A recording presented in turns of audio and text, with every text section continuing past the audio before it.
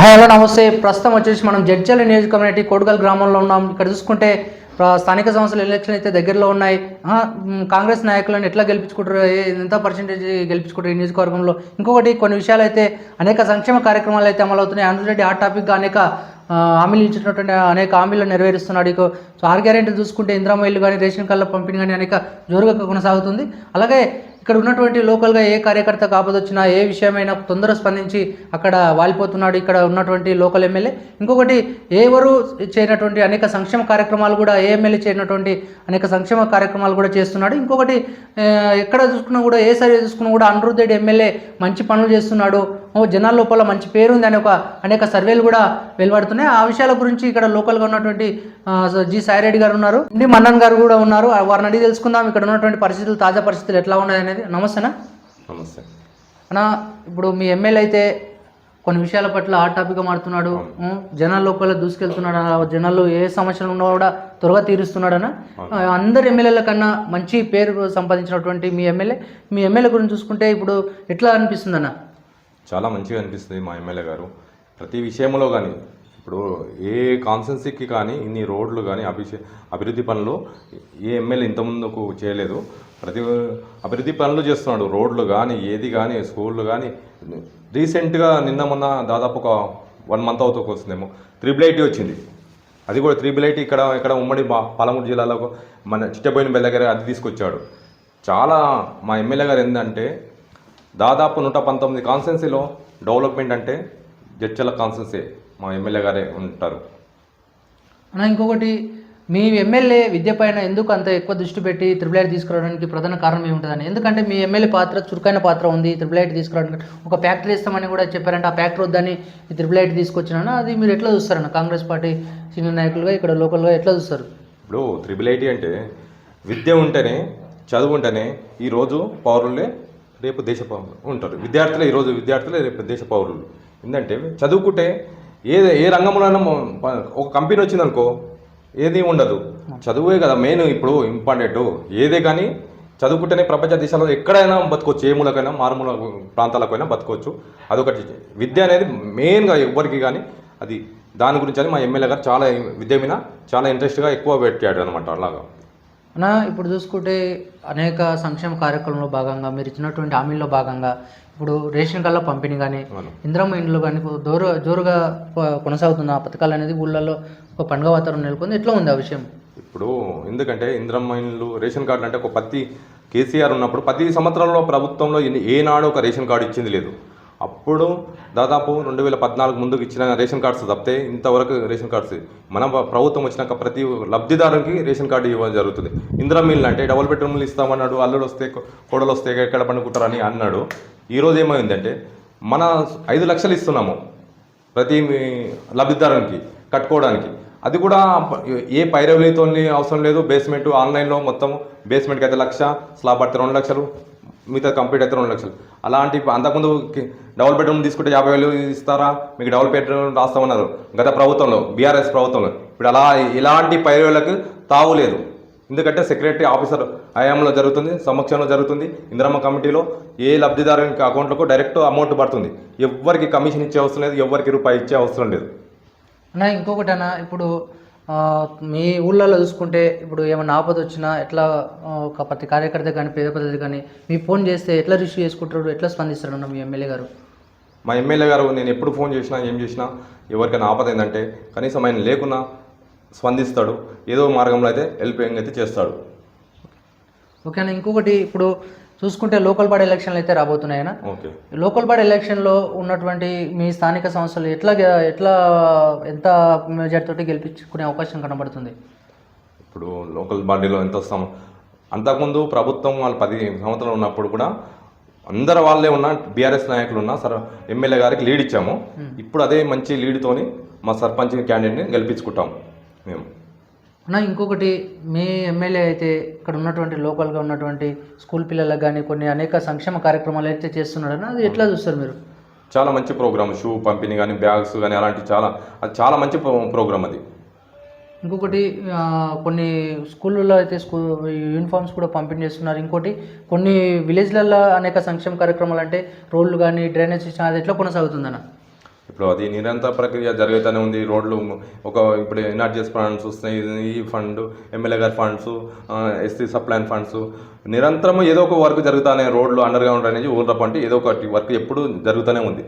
అది ఇంకోటైనా గత 10 సంవత్సరాలు బీఆర్ఎస్ గవర్నమెంట్ అయితే పరిపాలన చేసింది. ఇప్పుడు కాంగ్రెస్ గవర్నమెంట్ వచ్చి ఒక 19 ఏళ్ళుగా వస్తుంది. ఎట్లా ఉంది ప్రజలు, ఎట్లా మీరు ఊళ్ళలో తిరిగినప్పుడు ప్రజల స్పందన ఎట్లా ఉంది, ఈ పరిపాలన ఎట్లా ఉంది అని ఎట్లా స్పందిస్తున్నారు ప్రజలు అందరికి? ఎందుకంటే రుణమాఫీ వచ్చింది. దాదాపు మా ఊళ్ళోనే 7 కోట్ల రూపాయలు వచ్చినాయి. ఓకే, 7 కోట్లు, దాదాపు ఒక 800-900 మంది లబ్ధిదారులు పొందినారు. అంతకుముందు రుణమాఫీ చేస్తున్నాడు, చేశాడు, కానీ ఆ మిత్తికే సరిపోయింది. ఇప్పుడు ఒకేసారి మా ముఖ్యమంత్రి గారు సింగిల్ టైంలో చేశాడు.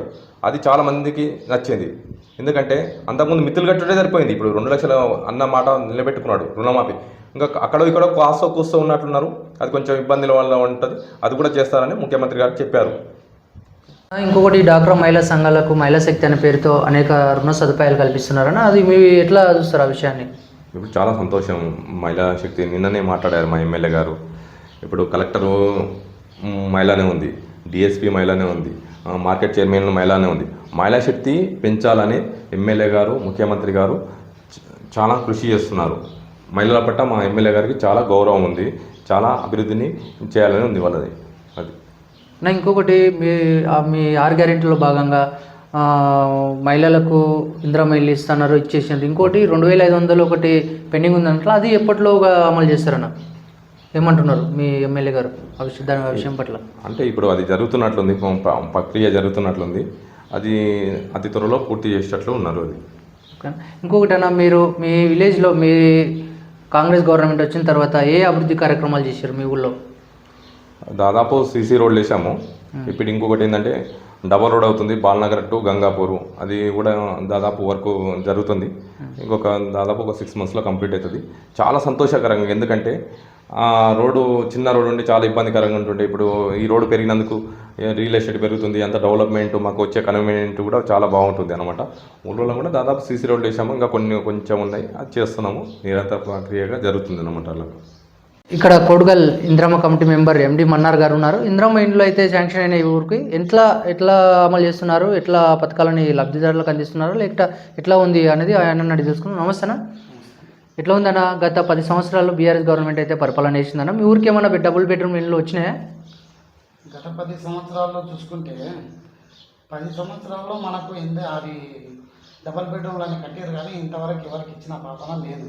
ఎక్కడైనా ఈ నియోజకవర్గం మొత్తంలో ఎక్కడ ఎన్ని మండలాలు ఉన్నాయో అన్ని మండలాల్లో కట్టారు, ఎవరికి ఇచ్చింది లేదు.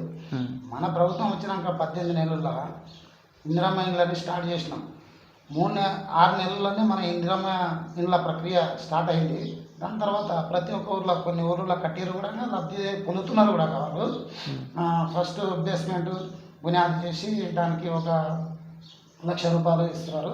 దాని తర్వాత గోడలు వేసిన తర్వాత 1,50,000, దాని తర్వాత 2 లక్షలు, చెత్తకు 2 లక్షలు, ఫినిషింగ్కు 1,00,000 ఇట్లా చేసి కంప్లీట్ చేసేస్తున్నారు. కొన్ని దగ్గర కంప్లీట్ అయినవి కూడా, కొన్ని గృహప్రవేశాలు కూడా జరిగినాయి, మన దగ్గర జరుగుతున్నాయి. ఇప్పుడు మాకు కోడుగల్ గ్రామంలో 30 ఇండ్లు వచ్చినాయి. దాంట్లో ఒక 15 ఇండ్లు 20 ఇండ్లు మేము స్టార్ట్ చేసినాము. ఇంకా వాళ్ళకు బిల్లులు అప్లోడ్ చేసినాం, ఆన్లైన్ చేసి పంపించినాము. అవి ఒక 1 వీక్లో రావచ్చు వెళ్ళి. అన్న ఇంకొకటి, ఇందిరమ్మ ఇళ్ళు వాళ్ళ కార్యకర్తలకి ఇస్తున్నారు అనేది ఒక వాదన అయితే ఉందన్న. బీఆర్ఎస్ పార్టీ వాళ్ళు వాదన ఇస్తున్నారు, ఎట్లా చూస్తారు? సరే, ఇప్పుడు మా ఊళ్ళే తీసుకున్నాం. ఇప్పుడు కాన్సెన్స్ మొత్తం కాకుండా మా ఊళ్ళోనే తీసుకున్నాం. ఇప్పుడున్న టీఆర్ఎస్ వాళ్ళని అడగండి, ఎవరికి ఇచ్చారు? కాంగ్రెస్ వాళ్ళకి ఇచ్చిరా, లేకపోతే ప్రతి ఒక్కరికి ఇచ్చిరా? ఓటర్లు కాంగ్రెస్ పార్టీ అయితే ఉండరు కదా అన్న. మనకి ఏంటంటే కాంగ్రెస్ పార్టీ అంటే కార్యకర్తలకు ఇస్తే అది మనం జనాలకు ఇస్తున్నాము. మాస్ పీపుల్ కార్యకర్తలు అయితే కాదు కదా, వాళ్ళు ఓట్లు వేసి వాళ్ళు కాకపోతే వాళ్ళకి మనం లబ్ధి చేయకపోతే వాళ్ళు ఏంటంటే 10 సంవత్సరాలు మనం చేయండి, వాళ్ళు చేసిరు అని చెప్పి ఒకటి బురదలే కార్యక్రమాలు చేస్తున్నారు. కాబట్టి వాళ్ళకు ఆ ఛాన్స్ లేదు. వాళ్ళు గతంలో ఇంకా 10 సంవత్సరాలు, ఇంకే 10 సంవత్సరాలు పరిపాలించిన కేసీఆర్ తెలంగాణ రాష్ట్రాన్ని 20 సంవత్సరాలు ఎన్నిక తీసుకుపోయారు. అప్పుల దాంతో 8 లక్షల కోట్ల రూపాయలు అప్పులు చేసి ఎవరి మీద వేస్తున్నాడు? ఈ భారం అంతా మన ప్రజల మీద వేస్తున్నాడు. అన్న ఇంకొకటి, ఇందిరమ్మ ఇళ్లకు అర్హులను గుర్తిస్తున్నారా? గుర్తించిన తర్వాత వాళ్ళు కట్టుకొని సోమత ఉంటే వాళ్ళకు ఇప్పుడు ఫస్ట్ బిల్ అయితే రాదు కదా, కట్టుకోలేని సోమత ఉన్న వాళ్ళు లేకపోవడం, వాళ్ళకి డబ్బులు లేకపోవడం, అట్లా ఆ ఇంట్లో శాంక్షన్ అట్లా ఏం చేస్తున్నారు వాళ్ళు పేదవారిని? ఇప్పుడు కట్టుకునే వాళ్ళకు అంటే ఇప్పుడు డబ్బులు కొందరు అప్పు తెచ్చి ఏదో ఫస్ట్ టైంలో ఒక పీస్మెంట్ పునాది కొరకు ₹1,00,000 కావచ్చు, కొందరు తెచ్చుకుంటున్నారు, కొందరు తెచ్చుకోకపోతే వాళ్ళకు ఇప్పుడు ప్రభుత్వం కూడా ఏమి చెప్పలేదు దాని విషయంలో. చెప్పలేము, ఒకవేళ తర్వాత వాళ్ళకు కూడా ఏమన్నా ముందు వేసే అవకాశం ఉంటుందా లేదా అది చెప్పలేదు. కాకపోతే ఆచరణలో చూద్దాం అన్నట్టు ఉన్నారు. మిగతా వాళ్ళకు వాళ్ళ ప్లేస్లో వేరే వాళ్ళకి కట్టుకునే వాళ్ళకు మేము చేస్తున్నాం. అన్న ఇంకొకటి, ఈ మీ ఎమ్మెల్యే మా అనుజురెడ్డి అయితే కొన్ని హాట్ టాపిక్ అని నిలుస్తున్నాడు. అనేక సంక్షేమ కార్యక్రమాలతో పాటు ప్రతి కార్యకర్తకు అండగా ఉంటున్నాడు. ఇంకొకటి, ఎక్కడ ఏ ఆపద వచ్చినా కూడా వాలిపోతున్నా ఆ ఊళ్ళో. ఎట్లా చూస్తారు ఆ విషయాన్ని మీరు? మా ఎమ్మెల్యే అనిరుద్ రెడ్డి గారు 10 సంవత్సరాల్లో మన లక్ష్మారెడ్డి గారు తిరగని ఏ ఊరు కూడా తిరగలేదు ఇంతవరకైనా. ఎక్కడైనా రాలేదు ఆయన. 10 సంవత్సరాలు ఆయన అభివృద్ధి చూసుకున్నాం, ఆయన కార్యకర్తలు అభివృద్ధి చూసుకున్నాం, కానీ ఇతర ప్రజల సంక్షేమ పథకాలకి కానీ దేనికి కానీ పట్టించుకున్న పాపన లేదు. అనిరుద్ రెడ్డి గారు ఏంటంటే ఆయన ఏదే ఆపద వచ్చినా కొద్దిగా తొందర స్పందిస్తారు. ఆయన ఒకవేళ ఫోన్ చేసినా లిఫ్ట్ చేయకపోయినా వేరే వాళ్ళకు వాళ్ళ పిఏ తోటి వాళ్ళతోటి స్పందించి మనకు ఏమైనా సహకారం చేసే అవకాశం ఉంటుంది. సంక్షేమ పథకాలలో అన్నా కూడా ఇప్పుడు రోడ్లు ఉన్నాయి ప్రతి ఊర్లో మ్యాక్సిమం. అప్పుడు వేసిన రోడ్లు ఏటికి పనికిరావు. 10 సంవత్సరాలనే రోడ్లు ఖరాబ్ అయిపోయినాయి. ఇప్పుడు వేస్తున్నారు చూడండి, ప్రతి వార్డుకు ప్రతి గల్లీకి రోడ్లు అయినాయి. దాదాపుగా నిన్ననే ఇప్పుడు అనిరుద్ రెడ్డి గారు ఇక్కడ నల్లకుంట, జడ్చాల నల్లకుంటలో కూడా 2 కోట్ల 3 కోట్ల రూపాయల సీసీ రోడ్లు శాంక్షన్ చేశారు. ఇప్పుడు మహిళా శక్తి అనేది అది కూడా నిన్న ప్రభుత్వం ప్రకటించింది. వడ్డీ ఇది అప్పు తీసుకున్న వాళ్ళకు, మహిళా గ్రూపులకు వాళ్ళకు వడ్డీ లేకుండా తీసుకున్న వడ్డీని మాఫీ చేస్తుంది. దాని తర్వాత 10 లక్షలు ఇన్సూరెన్స్ కూడా ఇస్తున్నది. మహిళా గ్రూప్లో ఉండి చనిపోతే 10 లక్షలు ఇన్సూరెన్స్ కూడా ఇస్తున్నది. అది మీ ప్రభుత్వం ఇచ్చింది కదా? మా ప్రభుత్వం. ఇంకొకటి, ఇప్పుడు స్థానిక సంస్థల ఎలక్షన్లు అయితే రాబోతున్నాయి. ఇంకొకటి, ఈ స్థానిక సంస్థల ఎలక్షన్లో మీ అభ్యర్థిని గెలిపించుకుంటారా? ఎంత మెజార్టీతో గెలిపించుకుంటారా? ఇంకోటి, లోకల్గా ఏ సమస్యలను మీరు మీ పార్టీ అభ్యర్థి గెలిచిన తర్వాత ఏ సమస్యలను పైన ఎక్కువ దృష్టి పెడతారు?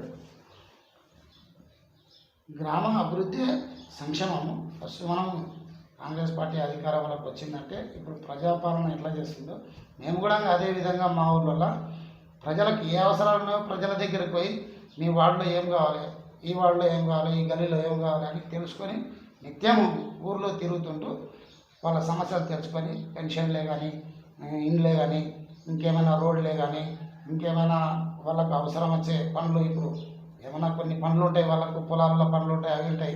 ఇప్పుడు పట్ట కానీ పొలాలు ఉంటాయి, వాళ్ళకు ఏమైనా పొలాల ప్రాబ్లమ్స్ ఉంటాయి. అది కూడా మేము దృష్టికి తీసుకెళ్ళి, అధికారుల దృష్టికి తీసుకెళ్ళి వాళ్ళ ప్రాబ్లమ్ సాల్వ్ చేసే కార్యక్రమం మేము ఖచ్చితంగా చేస్తాం. ఓకే.